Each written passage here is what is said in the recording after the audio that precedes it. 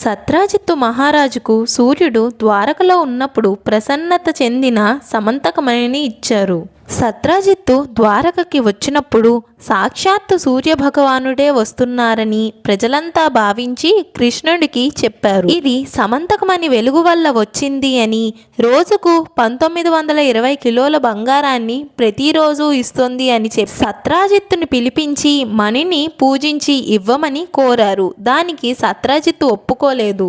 సత్రాజిత్తు తమ్ముడైన ప్రసేనుడు సమంతకమణిని తీసుకొని అడవికి వెళ్లారు. అక్కడ సింహం దాడి చేసి ఆ మణిని తీసుకుంది. అప్పుడే సింహంని చూసి భల్లూకపతి సింహాన్ని చంపి ఆ మణిని తీసుకొని తన కుమార్తెకి ఇచ్చారు. ప్రసేనుడు కనపడకపోవడంతో కృష్ణుడే చంపేశారు అని నిందలు వేశారు. కృష్ణుడు మణిని వెతుకుతూ వెళ్ళగా అక్కడ ప్రసేనుడిది సింహంది శవం కనపడింది. అప్పుడు అక్కడ ఉన్న గుహలోకి కృష్ణుడు వెళ్లారు.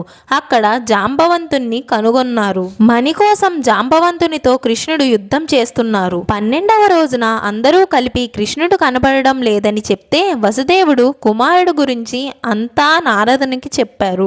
నారదునికి చెప్తే దేవి భాగవతమును వసుదేవునికి పూజించమని చెప్పారు. కృష్ణుడి జననం గుర్తు చేసుకొని నారదునికే కథని చెప్పడం ప్రారంభించమని చెప్పి 9 రోజుల్లో పూర్తి చేశారు.